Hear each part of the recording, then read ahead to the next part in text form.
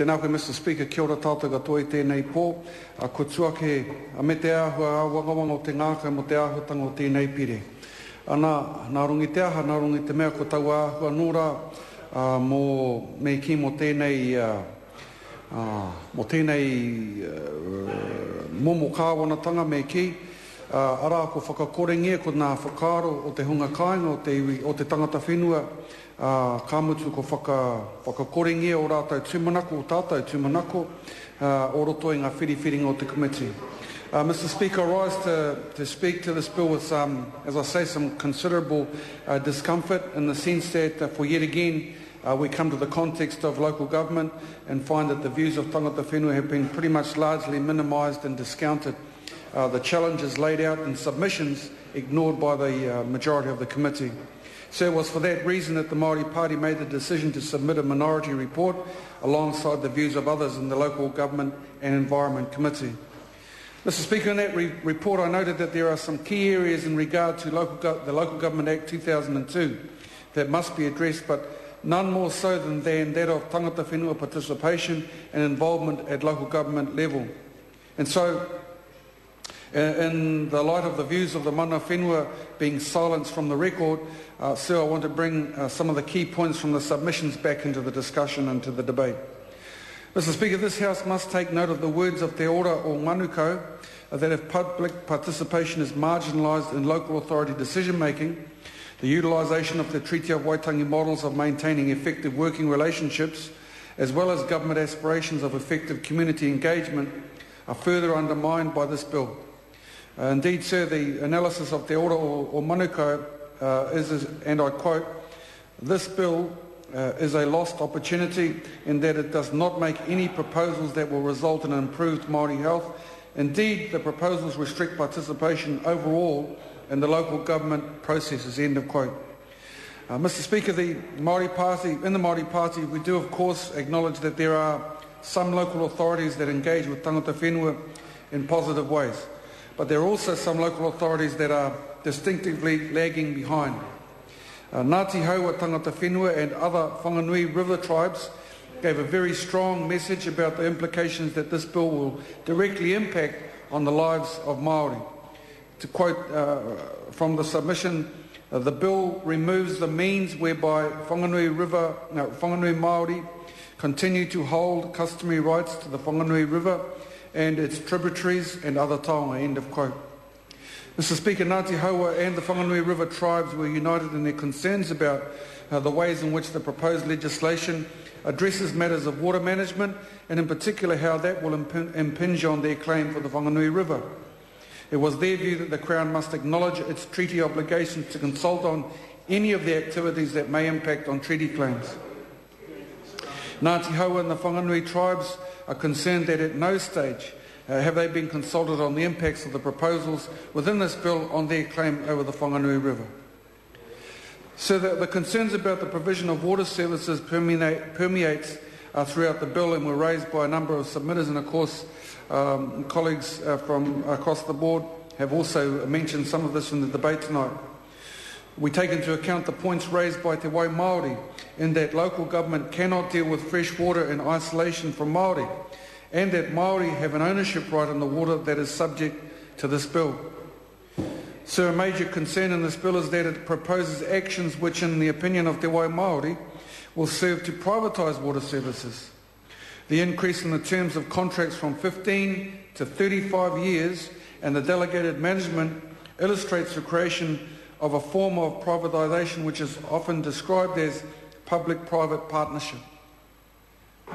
Whakatū Incorporation also had a very clear view and concern about the provisions of water services. Whakatū Incorporation, based in Nelson, is a key Māori enterprise within the Taitonga electorate. Whakatū is driven by the aspirations of shareholders and whānau members from 4 tribes: Ngāti Koata, Ngāti Rārua, Ngāti Tama and Te Atiawa. Mr. Speaker, I give this background merely to provide some justification for the fact that when they make a statement to the Select Committee, we pay particular attention in the Māori Party to their advice. In their submission they said, and I quote, We disagree with the bill's intentions to relax restrictions on private sector involvement in the delivery of water services. We think this proposal needs much more debate and consideration at the community and national level, taking into account tangata whenua views about the ownership and management of water, end of quote. So, Mr. Speaker, I could go on a little bit longer about the concerns which iwi and Māori organisations raised about this bill. Suffice to say that the underlying theme of these submissions is that tangata whenua do not have adequate, comprehensive and mandatory representation at the local government decision-making table. Point of order. Point of order. The Honourable Darren Hughes. Mr. Speaker, I'm sorry. I noticed the acting opposition whips are attempting to telephone the acting government whips, but the member concerned appears to be asleep. So if you could maybe draw attention to that, it would be helpful for the phone call to be put through. I think they're very keen to speak to him. Well, I guess at this hour of the night that's to be expected. I'm sure one can communicate without having to use the phone. That's just interrupting the member. I call to Euroflavel. So, as I was saying before, I was rudely interrupted. The underlying theme, as I say, is the adequate and comprehensive, the desire in particular of Māori to be involved in decision-making processes, and from all accounts from the submissions provided, that is pretty much missing in this bill.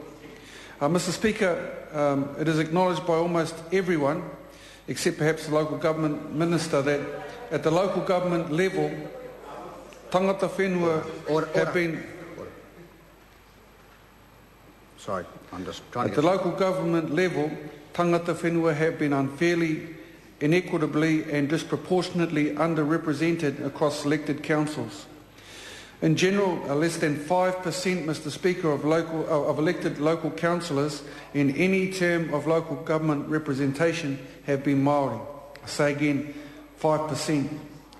Mr. Speaker, the Māori Party had hoped that serious consideration might have been extended to the concept of Māori participation and engagement at local government level. Although there are processes that are established to maintain tangata whenua participation at the local government level, including through iwi management plans, ultimately there is a lack of Māori enfranchisement within local government level.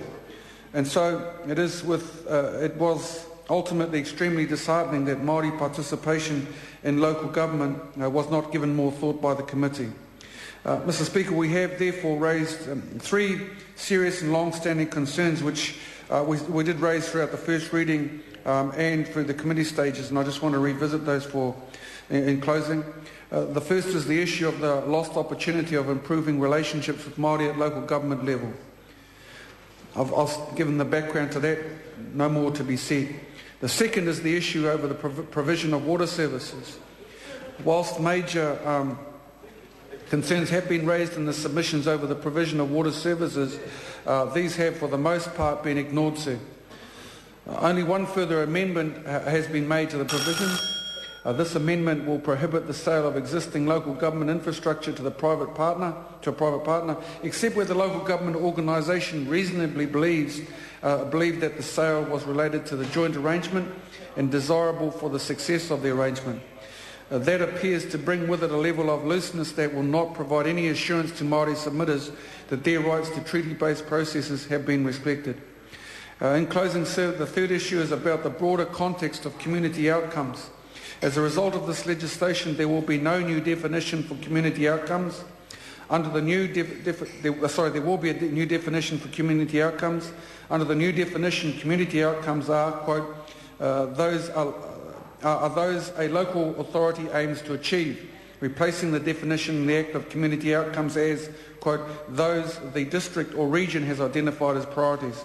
It should also be noted that periodically reporting on community outcomes is removed. So both of these decisions are, in our view, disastrous in the context of community development and provide us with considerable concern. In light of all of these issues, sir, the Māori Party has no alternative but to vote this bill down. Call Nikki Wagner.